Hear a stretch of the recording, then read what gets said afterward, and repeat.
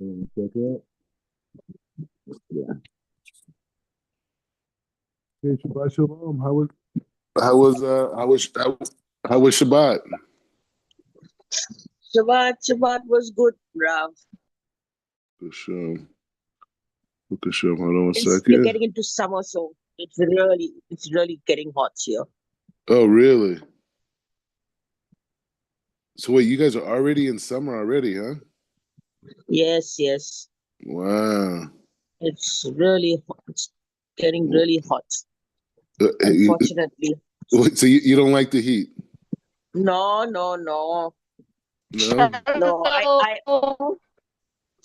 shalom, shalom. Shalom, I prefer shalom. staying in a cooler place, not near to Mm-mm. the equator.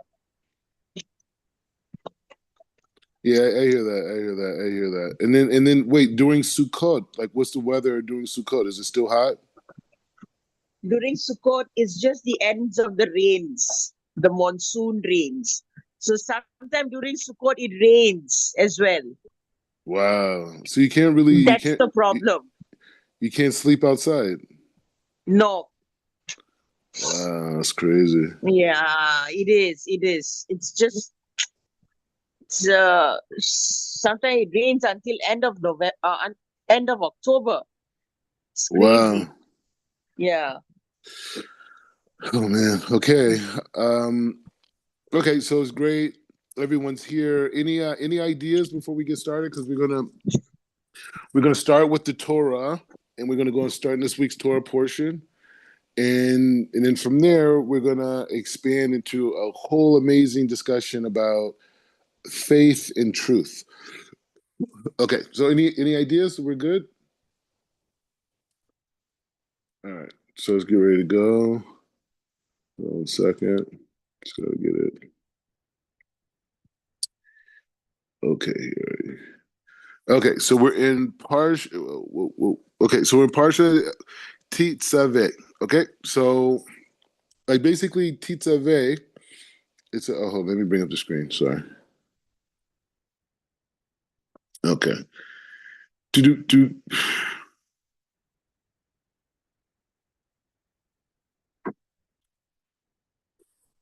Okay. Okay. So we're in Parsha Tetzaveh, and whoa. Okay, hold on 1 second. Oh, perfect. Okay. So we're in Parsha Tetzaveh, and the word. Where we at? Okay. So the word here, Tetzaveh. So what does it mean, Tetzaveh? Because it's going to be a big part of our discussion. So basically, Tetzaveh is like to give a to give a command, right, and or to give an order, right, to basically, make a direction. Okay, so the parsha starts like this. It says, "Ve'ata titzaveh et bnei Israel ve'yikhu ele echa shemesh shemin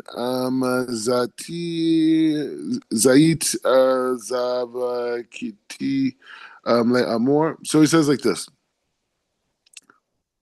Okay, so you shall further instruct the Israelites to bring clear oil of beaten olives for the lighting, for the candle, for the kindling, for the kindling lamps regularly. Okay, so what's going on right now, right? So what we're coming from was this whole experience of this designing of the Mishkan, right? So we didn't get a chance to learn. We didn't get a chance to learn together last week, right? We didn't get a chance to learn with each other last week, but I want to um, I want to bring an idea. Actually, it's an idea that I wrote on last week's parsha. It's very short, right? It's very short, but it really sets the tone. And I really wanted to learn this last week, right? We didn't get a chance to learn together, but it really sets a tone for this whole thing. So we need to go back. So the Jewish people go on Mount Sinai, right? Because we got to, when we got to go back. We got to go back. So the Jewish people receive the Torah on Mount Sinai, right? And they go through the desert. They leave Egypt. They go through the desert, the Man, the whole thing. They finally get there, Yithro comes, and then next thing you know, the Jews are on Mount Sinai, and they're receiving the highest level of light, the highest level of Kedusha is all coming down from the heavens, right? And every Jew on Mount Sinai was understood clearly who they were, why they went through everything they went through, where they were going. Complete purpose was given at that moment, right? And so the next thing the Torah tells us is this idea of building the Mishkan, right? And it's the whole thing, are the verses in chronological order, this, the golden calf, the whole thing, right? But the point is it's like this. We're saying that this is, so I wanna show you a small thing that I wrote last week on this week's Parsha, which will kind of like give us like that kind of like that insight, right? Okay. So this is how we're gonna do it like this. It's good Torah. We didn't learn good last week. So it says like this. This week's Torah portion, Truma, right? That was last week's Torah portion. God God tells Moses to tell the Israelites to bring him gifts and treasures. But the thing is, right, and we got to look at this. The thing is, God created the gifts and the treasures the Israelites are bringing. So we have to really think about this idea. God tells us to bring our gifts, our talents, to build this spiritual structure, right? And you got to realize that this is the first spiritual structure created in human history that the totality of the Shekinah was able to rest upon, was able to reveal itself. Abraham did sacrifices, and there was for sure the holiness, the Shekinah, and Abraham, Isaac, and Yaakov all did these things for sure, right? But the Mishkan, the tabernacle, is literally the kalim, the vessel, the receptor, or receptacle. I don't know if I'm saying that right, but it's the kalim, the vessel for God's presence, right? And now that God's presence is now in the equation, everything changes, right? Everything changes. The way you got to act, the way you talk, the way you conduct yourself, everything changes now because you're in God's presence. So this new era that the Jewish people are in, they're in this new era where now they're not just the people in the desert. They're not just the people who want to act righteously because they want the man, right? Or they want to be saved from Pharaoh, right? Or any of these other things. Now these are people who are living aside the presence of God in this reality. Now God is beyond our logic. God is beyond anything we can understand, right? The human mind is not the capacity to understand the totality of the Creator, but we can understand attributes, right? And one of the attributes in this moment we're talking about is the Shekinah. And that's what is able to manifest through this structure, right? So, in that being said, everything that takes, to bring it, right, is very important, right? So it says like this. So everything comes from the Creator. So the God is telling them to bring these things, but God created these things, right? Imagine going to like, say you have a friend, right? And this friend doesn't, whatever, you take care of this friend, you buy all their food, you buy everything that they need, you buy it for them, right? So you do that. So the thing is like this. So you doing that, by doing that, you are now providing food and everything in this person's house, you're paying their rent, the whole thing. So one day you throw a party, right? A big party, and you say, you know what, you invite all your friends, but you say, hey, you guys got to all bring wine, you got to bring chips, you got to bring food, you got to bring everything, blah, blah, blah. Okay, fine. So your one friend, right, that you pay for everything, you invite him and tell him the same thing. So when he comes to your house and he comes with the wine and he comes with the food, he comes with all these things, those are all things you bought for him, right? You already bought these things for him or her, right? And now they're coming to the house with the things that you bought for them. So the question is, what did they really bring? And so that's the question that we're asking, that I'm asking right here about this whole concept with the Israelites. If everything that they're bringing is God's creation, why is God asking them to bring? What is what can we learn from this? right? And he says, perhaps the question can give us an insight to the building of the Mishkan itself. All the ingredients, all the materials were created by the creator for this exact purpose, right? So when you're reading about all these things in the building of the Mishkan, all these fabrics, all these tools, you got to realize that these like we understand that there's four different kingdoms, right? We understand that there's a mineral kingdom. We understand that there's a plant kingdom. We understand there's the human the animal kingdom, and the human kingdom, the four levels, right? And so when we see these aspects of these different levels of desire that God created, man being on the top, we see this. Don't just think like simple, like, oh, okay, well, he's bringing this fabric or this gold or this silver or this thing. No, rather these pieces.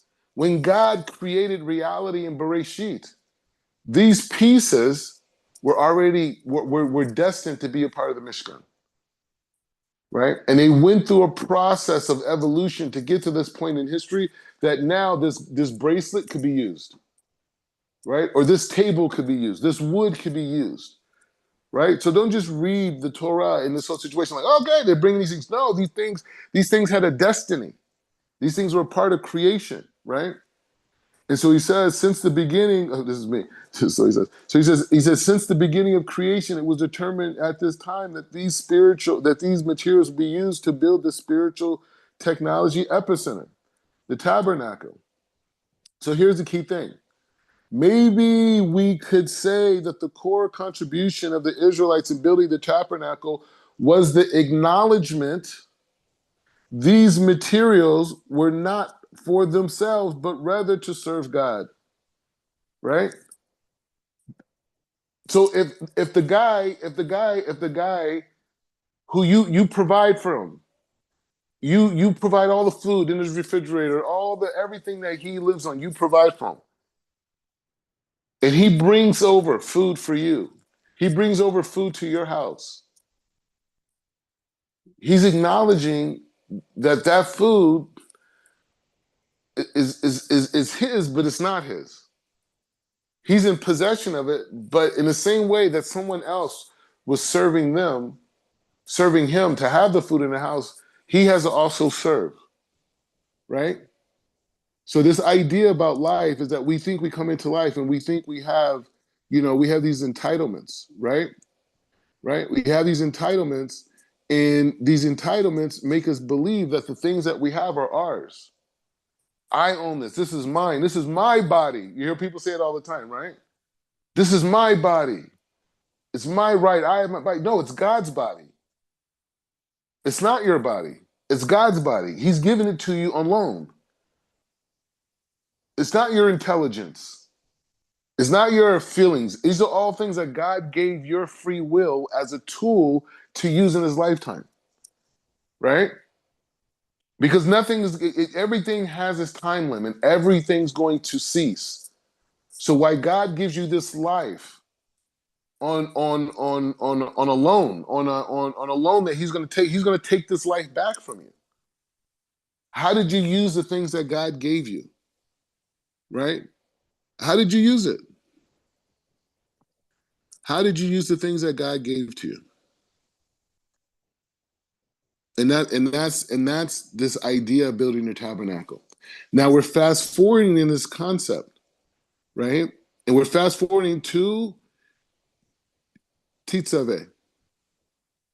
And now we're in this frame of commandment. Before we're in the frame of truma, right? Offerings, giving, right?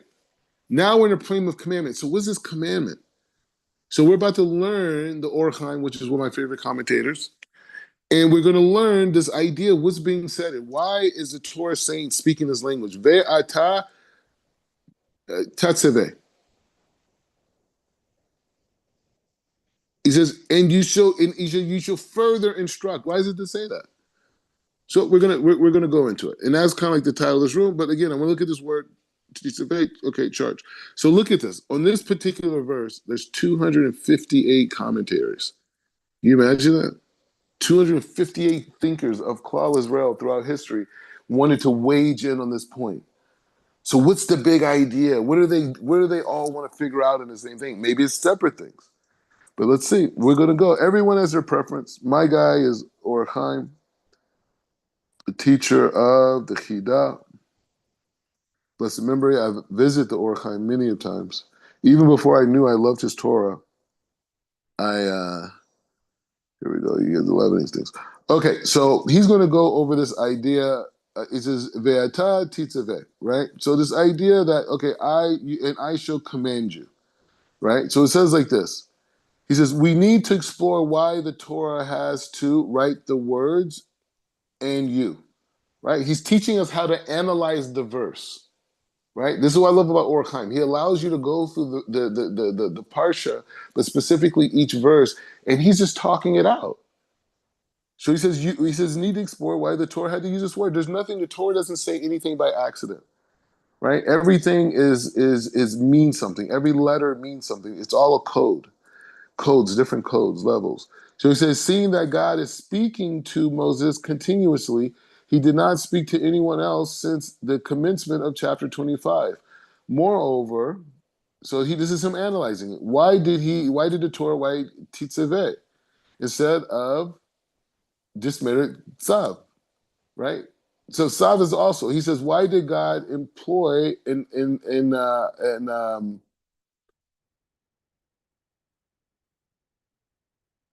okay, so this is the question that he's asking, right? So the word titzaveh means the commandment, but the root, remember when we look at it earlier, look at this word again. All right, so when we look at the word, it's sava, right? And sava means to command. So Or Chaim, the question he's asking is, why is it to say titzaveh? Why is it tough there? You hear the question? Why is it speaking in the future? Why does it have to have this tough there? Right? So don't just read titzaveh like, okay, it's just random. Titzaveh, okay, he commanded. No, he just said sava. You can say sava, which means the command. So what's going on here? Right? And so that's the point that Or Chaim is bringing out. And I know you guys are already thinking this, but I know it's redundant. We have to go over it, but hey, it is what it is. Okay. So he says, our sages in Torah Kohanim at the end of Parsha Emor have written a number of commentaries about this, such that the word tzav is employed when performance of a commandment involving a financial outlay by a person who is fulfilling the commandment. So he's saying like this word is normally used in this way. So why over here is it being used by this frame of commanding? Klal Israel, right? He says perhaps another reason is the fact that the lighting of the lamps in the sanctuary, which is supposed to be the source of our illumination, seems quite inappropriate.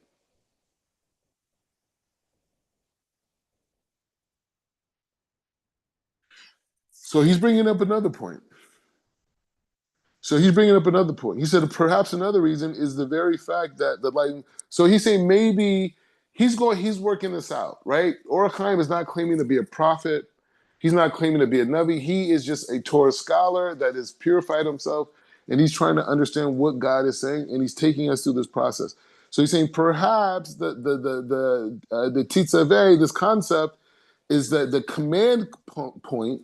The command point has to do with the fact that you're putting a lamp inside of a holy place, which could be seen as. He's trying to figure it out. The Torah had to tell us that such a consideration is not withstanding. Aaron was the light of the lamp on the lampstand. This commandment was not given to Israel by God for the reason I have just mentioned. But Moses himself should proceed to instruct Israel as a sign that they should honor the lampstand by providing the oil and to provide oil to light his lamps, right? And something even we do even today when we have the menorah, right? We use olive oil. People here in Eretz Israel use olive oil, and we light our lamps. So he says by saying the word ve'ata, he says God hints that the directive was to appear as if it had illuminated from Moses rather than God. So he's saying the word ve'ata, the reason why ve'ata is there. So he's saying that you should command, right? He's saying the reason why he's saying that, he said because God wants Moses to present this as coming from him, which is a really big statement. So the question is why? And he says, by telling Moses to command Israel rather than merely speak to them, as to speak to them as was the norm. So you always say Vaydaber el Moshe lemor, right? So and God spoke to Moses, or Moses said to Bnei Israel, right? Daber. So why are they using the word sava, titzave? Right? In fact, why are they using that word here when God has been saying daber the whole time? What's going on? This isn't just random, right? This is a real situation. And he says, in merely to speak to them was the norm. He says to serve and to make the matter more urgent in their eyes.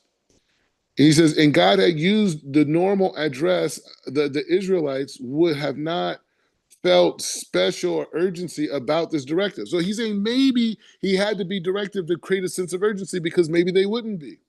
God meant for Moses to add his own expertise, his own. He said he wanted to give his own influence other than God.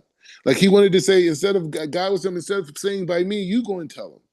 And he says the expression of titzaveh rather than sav is meant to make a directive appear as having emanated from Moses rather than from God himself, right? And this is huge. Why? Because it's saying even at times when you think Moses is saying, it's really Hashem telling Moses. He never did on his own. Everything was from Hashem. And he says God mentioned to Moses that although the directive was phrased as titzaveh and not te daver, he says this was to convey, right? Because it could say te daver. Why does it to say sava? So he's saying, he says, and this was to convey to the impression that it emanates from him. This was no reason to treat it more lightly than if it had emanated from God himself. So he's saying this is a new type of order that Moses is establishing by speaking in this way. By God telling him to speak this way, they're establishing a new type of order. Using the root of sav rather than daber was meant to ensure that the people would relay to this commandment with urgency and eagerly.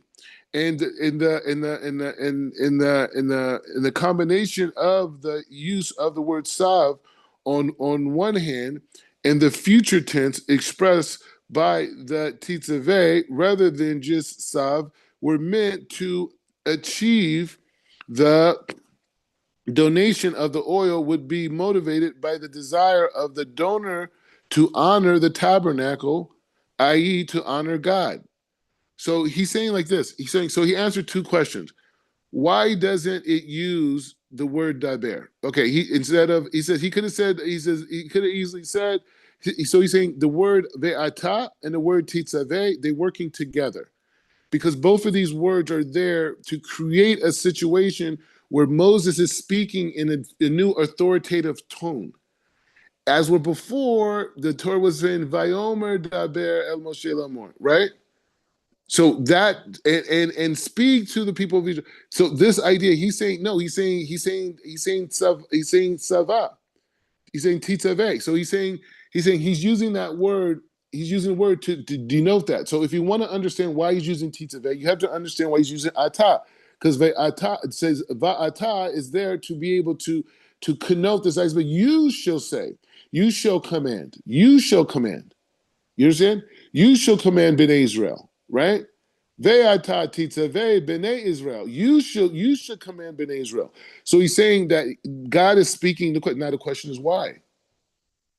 Why is Hashem making Moses speak in a new way? Because if you don't have this concept, how can you go into the parsha? How can you understand this parsha if you don't say why is Hashem using ve'atav titzaveh? Why is he not saying vaydaber? Why is he not saying that? And this is the beginning of the conversation of this new level that's being emerged because Hashem is building Klal Israel one by one. And we're going to see things like the Kohanim and all these things are going to be connected to this new authority that Moshe has. Okay, so he says, we're meant. Okay, so he wanted to speak this way to invoke the people. At the same time, the fact that the directive appears to emanate from Moses rather than from God is not a result in it being considered as unimportant commandment. Rather from Moses than God, it would not result in being. So he needed to emphasize the Tetzaveh because he wanted not only that it came from him, that it would have a certain weight, right? It's like when someone emphasizes something, and you will be here. You know what I mean? Tell you this everything. He says, perhaps the words, and you shall take, right? Where it says V'yakichu elecha shemin shemin. So it's saying the you shall take, right? You shall take. He says the pure oil are expressions of the natural of this commandment. Sorry, expression of the nature of this commandment, that the people should bring it to Moses personally, not to Moses in his capacity as God representative. So he's saying something very interesting. So he's saying this idea of this ve'ata. So he's saying we could learn out if you go further in the pasuk, and it says ve'achiku elecha. He says, you shall take ve'achiku. You shall take to you elecha for yourself, right? So he says the pure oil. So he's saying even when the people bring the oil to Moses, they're not bringing it to us as God representatives, but they're bringing it because Moses commanded them to. Okay? He says, furthermore, we see that God, furthermore, seeing that God had commanded all matters concerning construction of the tabernacle, he had always used direct speech. He told Moses, you shall do, etc., and thereby involve Moses personally in every aspect of the building of the tabernacle. The switch to indirect speech. So that's what we're experiencing, right? He says, up until now, he's been telling Moses do this, Moses do this, Moses do this. Now he's switching it. And now it's indirect speech. Now, you know what this is? This is an insight to Purim. These two words is Tetzaveh. This new order of concealed commandment is Megillah Esther. This is Megillah Esther. Megillah Esther is all about the concealment of God. God is saying everything, but he's not saying it. We're seeing that right here in Tetzaveh through the Or Chaim's commentary. He's bringing out the emes that now God is telling Moses to speak in an indirect way through him, speaking for him, but indirectly and taking it as he's speaking for himself. This is Purim. This is an insight to Purim. Okay. So he says, you shall do. He says, and you shall do. He says, and thereby involved Moses personally in every aspect of the building and temple, but the switch to indirect speech. And they shall take, may indicate that God told Moses that the only way in which his superiority was to rest on the people was that he who would command the people to do their part. So he needed to have this level of authority so the God's presence that rests upon Moses could transfer to the people. And he says, and this is why he said, Ve'ata, to you. The letter Vav precedes the word Ata, is a reminder that there are others besides him involved in the performance of the directive. And he says, and God may have something similar in mind when he had said Tetzaveh instead of Tzav. So he's going to need more conclusions. He says the Torah may have introduced another element altogether. Seeing the time had come to appoint Aaron as the high priest, God used this authority to demonstrate to the people that Moses was occupied with the position of king and crowned him. This is the deeper meaning of you shall command the children of Israel. So he's saying that this new level of command speech is showing the Jewish people that he has an authority even above the Kohanim, right? That the Kohanim are at a different stature. than Moshe, even though they're both they're Levine, right? So even though because of that idea, the high priest, right, the Kohanim, right, this demonstration of Tetzaveh or Sava, right, this connection of this commandment was giving him this authority. Okay, it says our other verse then is God's blanket authority for Moses to perform the function normally performed by the crown head at the time, right? He says so the verse it says this whole verse is literally a crown. This is God, Hashem, putting a crown on Moshe's head. That's what you're watching right now. Ve'ata titzaveh, B'nai Israel. He says, you command them. You are the king. You are Mashiach. You command them. He says, thus our verse is a blanket authority for Moses to perform the function naturally performed by a crowned head, a king.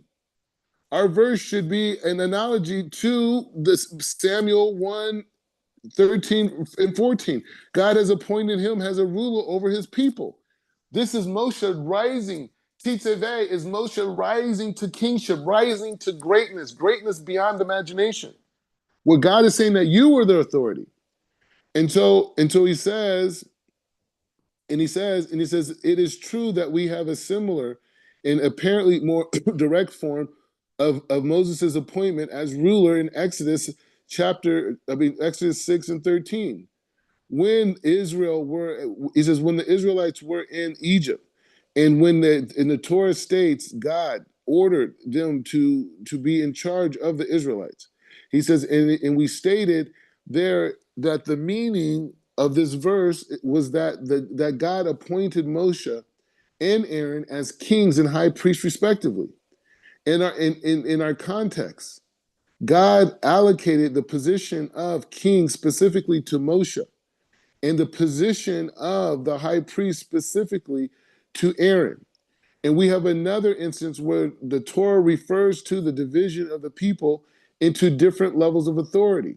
As it says in Exodus chapter 15:6, where the Torah says, you shall be unto me a kingdom of priests and a holy nation. And he says, and the word kingdom is there referred to the people led by Moses. Thereby, the word priest refers to the people's religious leadership. And Aaron and the sons were the words of a holy nation referred to the Levites. And he gives another example. He says he goes even deeper. He says perhaps the expression of Tetzaveh in our verse alludes to the thought expressed in the Zohar. He says on section 1, page 85, he says that we find the spark of Moses' soul within every Torah scholar.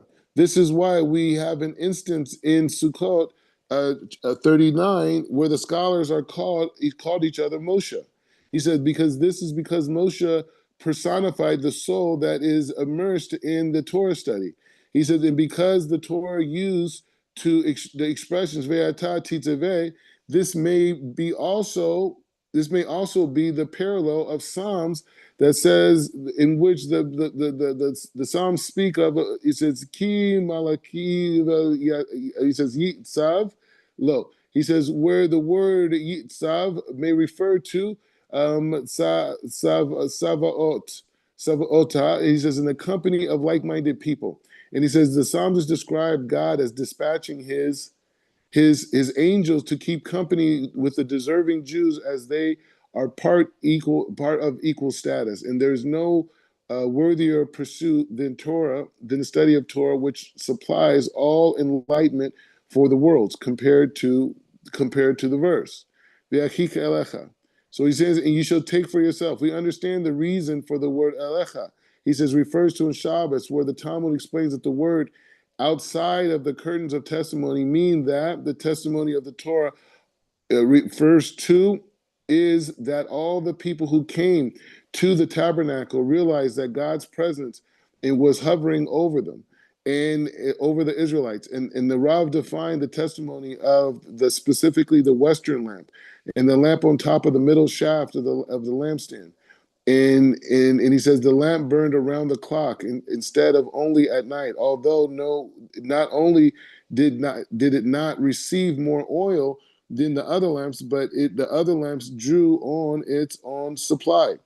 And he says the Midrash says in Shemot, Midrash Rabbah relates that the scoffers amongst the Jews ridiculed the idea that God would make up a residence in the structure made by Moses.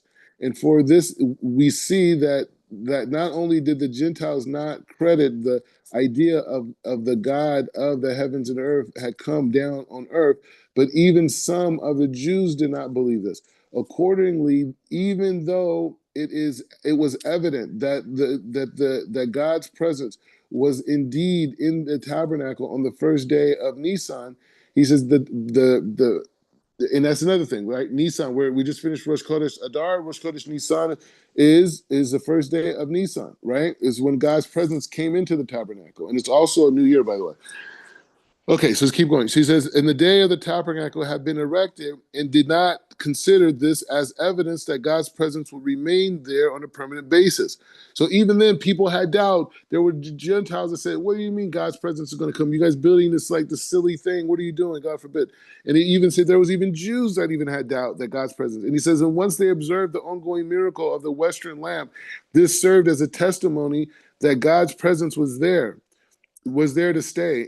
And the God and the Torah impressed upon Moshe that the oil for the lampstand in the tabernacle would become the vehicle by means of which God's presence in the tabernacle would be demonstrated when the eternal flame would be lit. This matter would have far-reaching consequences for Moses' own standing as a prophet. Hence, the word Elecha is a crucial importance.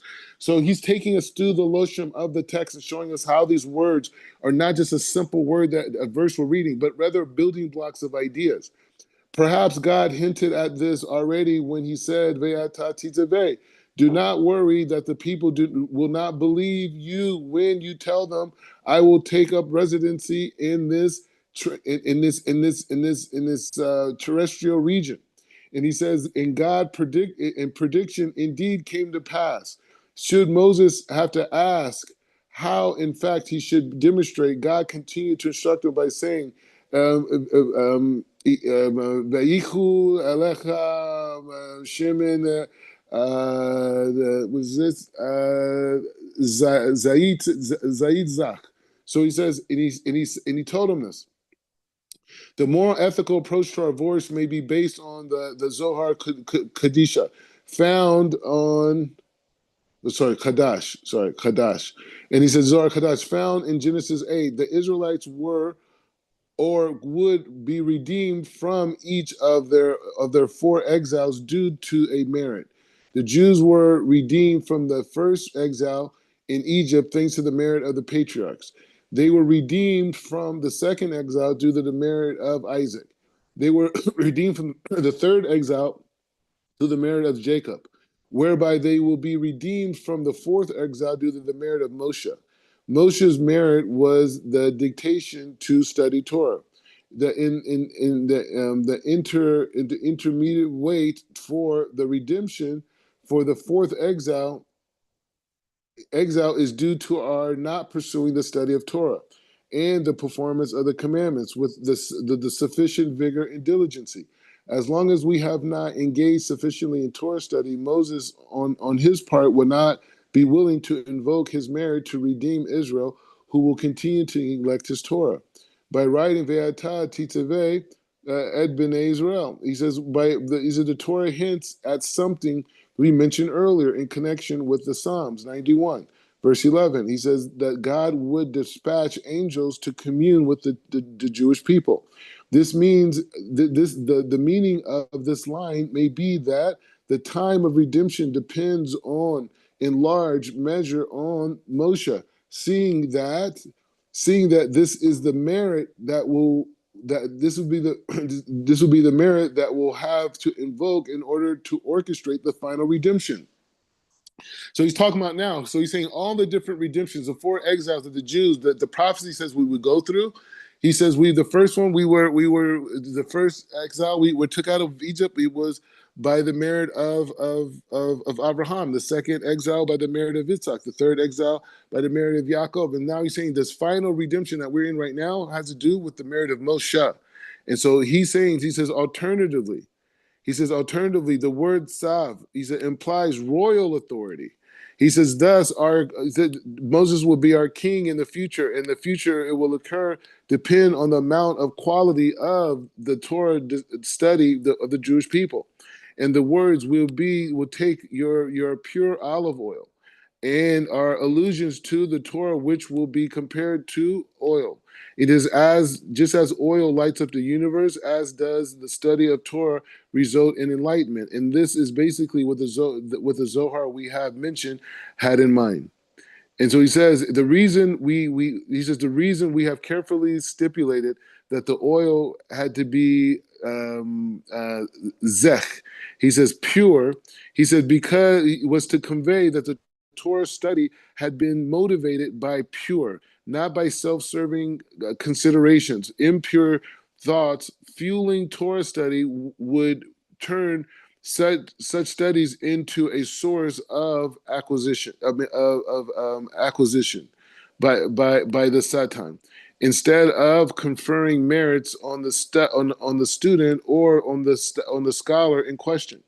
Each and even the intent to become well known as a Torah scholar is considered an unworthy thought in this connection. Thus, such thoughts may be considered as as equivalent to oil, which contains sentiments like impurities. He says the Torah as the word katit, propounded as further prerequisites that such oil should be used in the lampstand of the tabernacle. The idea is that the true Torah study itself involves the students as fragrant as at least spiritually fragrance of spiritually, as the Talmud says in Brachot, explain in connection to the numbers, in Numbers 19:14, a person who dies in the tent, I have already dealt with my interpretation by the Talmud in another sefer. Okay, so let's stop here because he's gonna. Yeah, well. All right, so let's keep on. He said the reason the Torah adds the word le amor, le maor, right? Le maor. He says he uses the word le maor for light, may also be understood in the line with our approach to the subject. During the exile, the Jewish people will perceive a dwelling in the darkness of the lunar eclipse, in the moon being known as ha maor ha katan. He said the smaller luminaries. He says this means that one who used to be a master has been demoted from his true position of eminence, so that the handmaid was inherited his former place. He says this is why God commanded that Moses should inspire that he says that the olive oil for the lampstand in the tabernacle should provide provided a specifically potent light. And the light of the great illuminary mentioned in Genesis, then these illuminaries are described as being hung in the sky. From the words of the sages in the Megillah on Deuteronomy, where God describes of having returned with his exiles instead of returning with the exiles in the future, that the presence of God had already previously returned to the Jewish people when they came out of exile. Our sages interpret Hosea 11 verse 9. He says the Holy One is in our midst, and I cannot come to the city Jerusalem in a similar fashion. And he says, and the Torah continues. The Torah continues. He says, Elea alot ner tamid. And so he says, to cause the lamp to burn continuously. He said the expression tamid denotes that the burning will be unlimited, for unlimited duration. The meaning is that the Israel should not ever again experience darkness of the spiritual. So he's saying this whole verse is taking us not only to Moses' leadership, but it's also giving us the insight to the process of this aspect of removing ourselves and to do the Torah, to do the mitzvot. And by doing that, by purifying ourselves, we bring the merit of Moshe Rabbeinu, and Moshe Rabbeinu brings us out of the galut. And so he's saying it means that the light should be greater, the illuminators, in a matter that he says to never again experience darkness. And he says the words means that the oil should light the great illuminaries in the manner that the period of Isaiah, that the prophet Isaiah spoke when he says, I will never again give your grain to your enemies for food. You will proceed to rise even higher. So we see here through the Or Chaim that this first verse that we just see in the parts of Tetzaveh is not just a simple verse, but it sets the tone for the entire parsha. It explains the whole thing. Every word in this parsha is teaching us a fundamental lesson, a fundamental principle, right? And this fundamental principle and this fundamental lesson is there to be able to allow us to understand where we're at right now, right? And that same concealment that we experience in the world every day, this is what we're talking about, Ve'ata Tetzaveh. You say. So now, instead of, we don't have God's presence in front of us right now. We want to get it out of the galut. But we can see God still communicating with us through creation, through our personalities, through the way we were designed, through the different things that we have to deal with. All these things are God's. God is behind that. Just like Yosef was behind the curtain, and his brothers had no idea that all the difficulties they were dealing with in Mitzrayim, in the Galut, were because of someone who loved them, someone who cared about them, someone who wanted them to correct themselves, right? In that same way, that is what Hashem wants from us. And so this first verse is bringing us to the solution to redeeming the Jews, is to be able to keep the Torah, to be able to purify ourselves, right? This entire verse, could you imagine how much information he received out of this verse? Okay, any thoughts, ideas on the Parsha on this point before we close it out?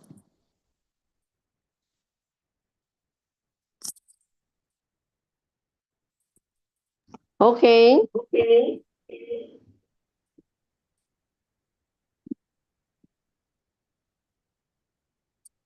Okay, so this Um, go ahead. Rav, I just like to say that all of us have a purpose and that we were made with a purpose in mind by Hashem.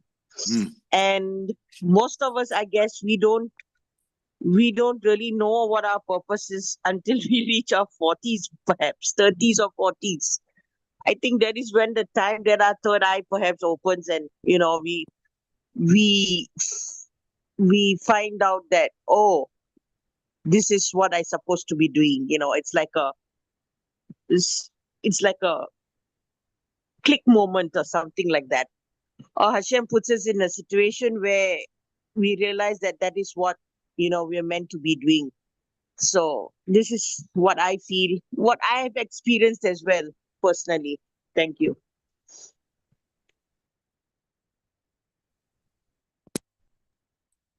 Yeah.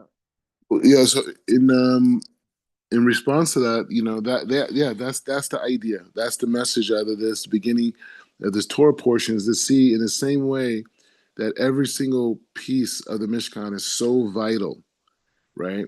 And there's going to be people, one of the things Or Chaim also brings out is this idea of the Tetzaveh, the tzav, the commandment, is it was also giving Moshe the strength to say, like, hey, not everyone's going to believe in you, right? And that idea of believing in yourself, believing in that mission, believing that what you have to say matters when you're caring about other people, when you love other people, right? And having that confidence inside of yourself to know that you matter and you're important and you have a destiny, right? And that destiny is connected to your relationship with God. And even if the people don't see your intentions as being godly or being an expression of God because they don't understand, because they're not there, that shouldn't change your confidence. That shouldn't change your determination. That shouldn't change your emunah just because people disagree with you. So anyway, so this week, let's focus on that. Let's focus on believing in ourselves, not from arrogance, but from love, right? From loving other people, caring. This whole situation where we're hearing about Moshe being put into power, he's being put into power because of his love for Klal Israel, because his willingness to risk himself, to extend himself for Klal Israel. So because of that love, he achieves kingship, not the kingship we see that you see people trying to act like in the White House. Okay, not that kingship. Okay, that's not kingship. Right, the way that they spoke to Zelensky was embarrassing. Okay, this man is dealing with war. He's dealing with conflict. He has blood all over his whole country, and you want to talk to him and and try to put him down. He didn't cut the deal with Biden. But the point is saying that's not the kingship we're talking about, right? We're talking about the kingship that comes through love of the Torah and mitzvot, and for the fellow Jew and for the whole world and all of humanity, right? Not about power, right? God had to command Moshe to do it because that's not his natural nature, was to assume that role. So anyway, so let's have a week of truth.